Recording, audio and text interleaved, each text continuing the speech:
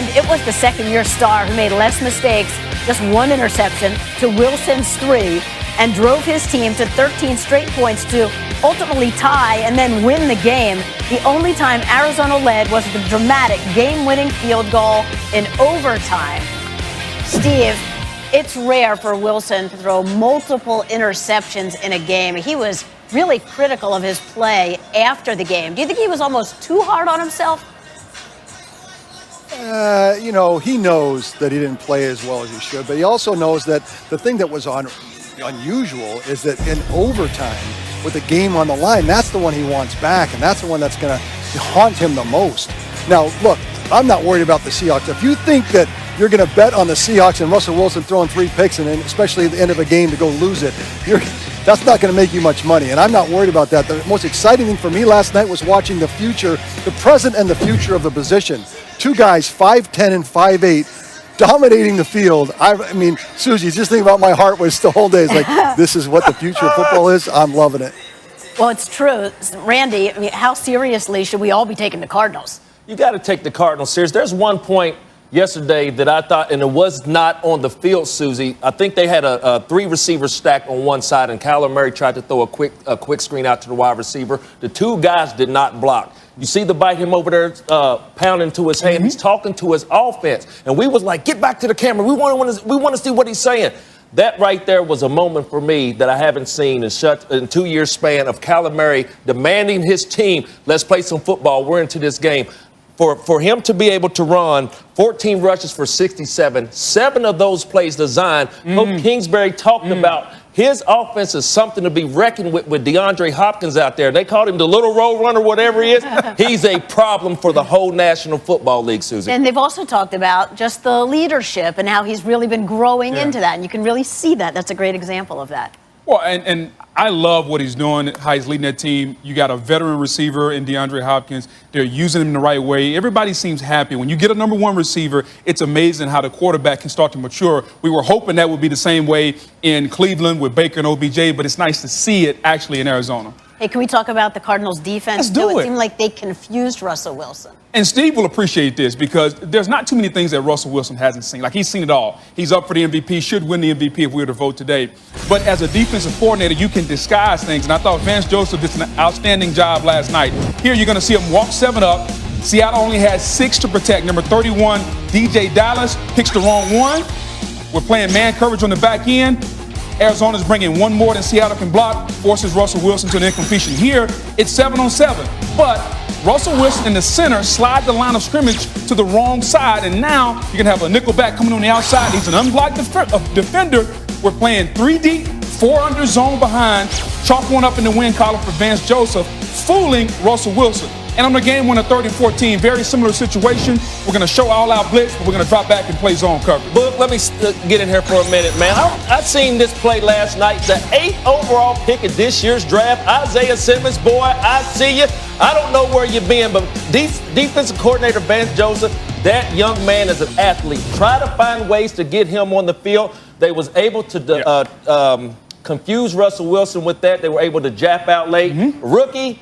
A big play against Russell Wilson, that was big for his confidence. Yeah. And let me just wrap it up by saying, I know we've talked an awful lot about Kyler Murray, and I know we've talked an awful lot about DK Metcalf catching Budda Baker on that interception return. But Budda Baker might be the most underrated player in all of football. And when you talk to the people in that organization, how much they love him and how much he means to that team and how much he, the player, loves the sport. They say they've never seen anybody love playing football the way that Budda Baker loves playing football.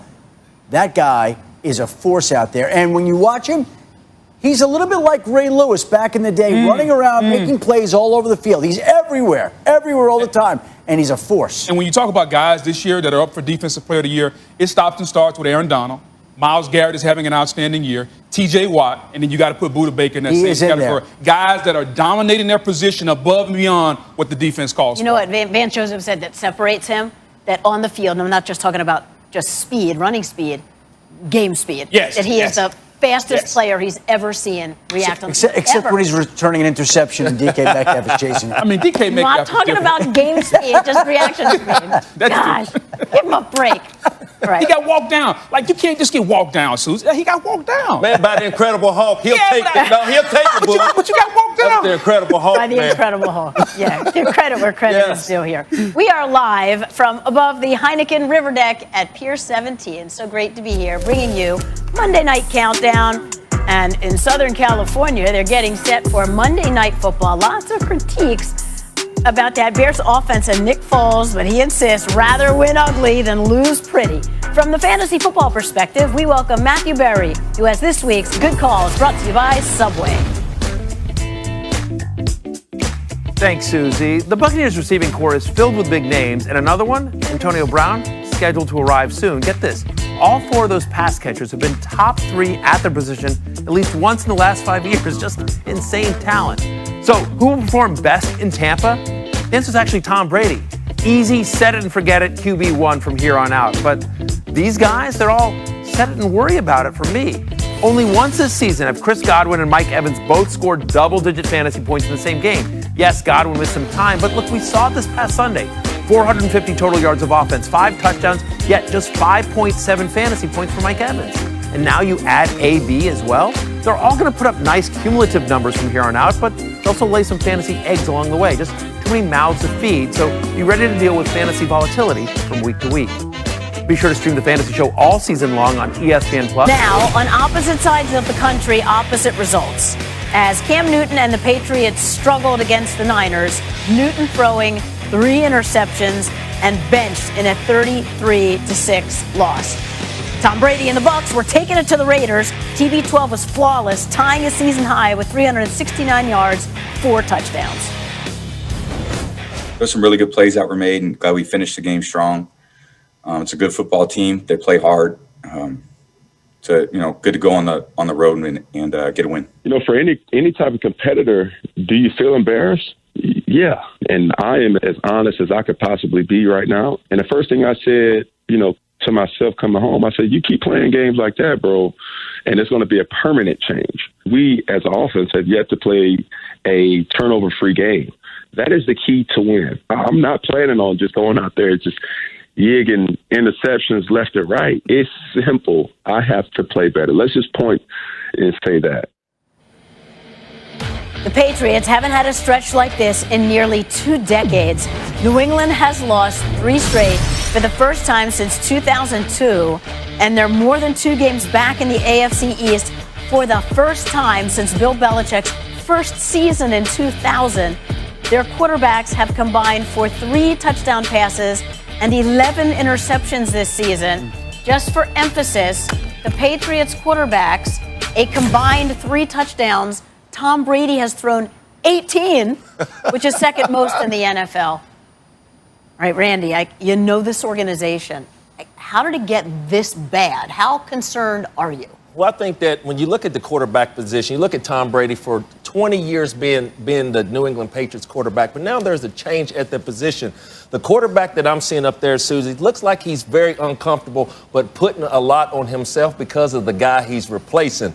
He's missing the easy throws. It's easy throws to pitch and catch. I want y'all to look at this first play. Super Bowl 53 MVP Julian Edelman. You can't find him. He's wide open. You're throwing to his back shoulder. Tips and overthrows, as we always say, you got to get those. The next play, look at this play. It's 3rd down and 5. A man-man coverage, 9-stop. You're going to skip me a 9-stop out there like we're skipping rocks in the water? Last but not least, the blitz is coming. The blitz is coming. You cannot throw a quick 5-yard out.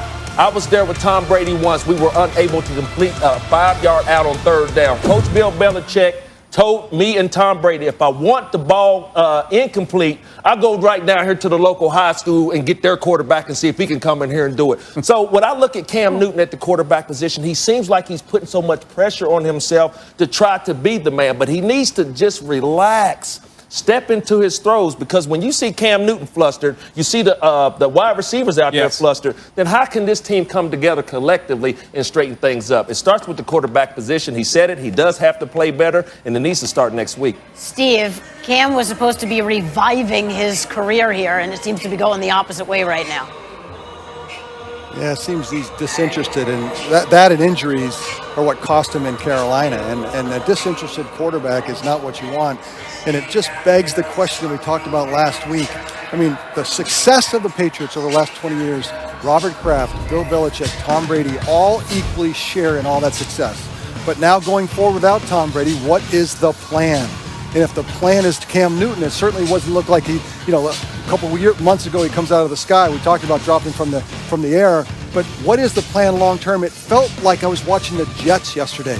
It was cringeworthy. And it was like, how do they turn it around? How do they get it fixed? It feels like it's broken. And that great teams don't rebuild, they reload. This is not a reloading team. And so in my mind, I was like, what is the plan going forward? How do they fix it? They've got to find a quarterback long term, and they have not done anything to rebuild that, put that back in the cupboard. So in my mind, of all the success they had for 20 years, fine, tremendous, amazing, but my gosh, if it's falling off a cliff, where does that accountability settle? Well, Steve, listen, they found Cam in July. It was a last-minute, last-ditch effort. He was on the street. The price came down to where it was almost veteran minimum. But here's my question. He opens the season against Miami. The Patriots blow them out. He looks great.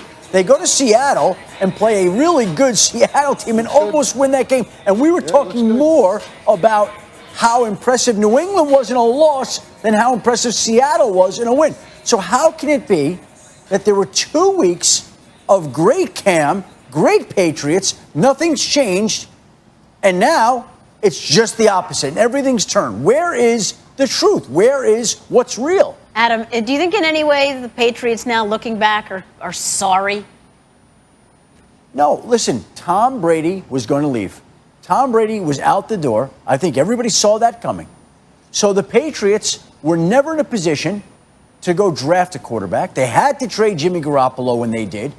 What was the quarterback solution? Right. Now, going forward, they are positioned, if they don't like what they see over the course of a full season with Cam, to go be aggressive, to go find a quarterback.